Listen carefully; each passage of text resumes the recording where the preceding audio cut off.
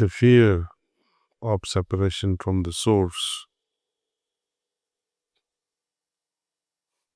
is deeply embedded in us. మూలం నుండి వేరుపడినప్పుడు కలిగిన భయం అనేది మనలో లోతుగా నాటుకుపోయింది.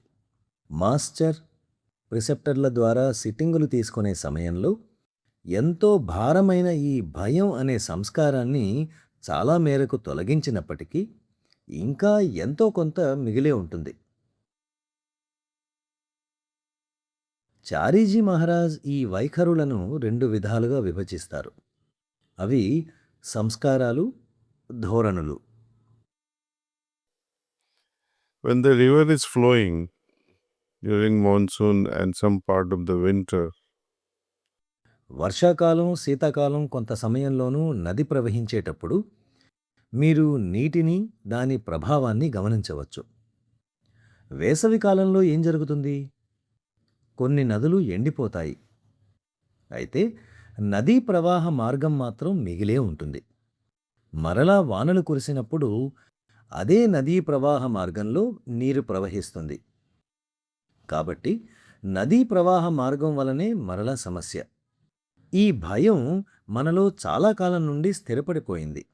అది మనలో ఎప్పటికీ ప్రవహించే భయం యొక్క ప్రవాహ మార్గాన్ని నిర్మించింది. కాబట్టి భయం తొలగిపోయినా కూడా జీవితంలోని పరిస్థితులు దానిని మరలా ప్రభావితం చేసి స్థిరపడేలా చేస్తాయి. when circumstances that promote fears భయం కలిగించే పరిస్థితులు మళ్ళీ మళ్ళీ తలెత్తినప్పుడు అటువంటి భయానక వాతావరణం మీలో, మీ చైతన్యంలో మళ్ళీ సృష్టించుకుంటారు. దానికి గల ఏకైక పరిష్కారం ఏమిటంటే మాస్టర్ గారిని నిరంతర స్మరణ ద్వారా అంటిపెట్టుకుని ఉండటమే.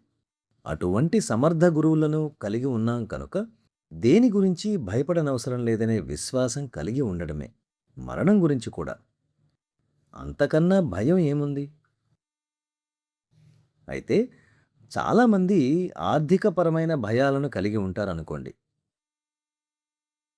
and then they are fearful about losing the status they have, the power that they have, money that they have.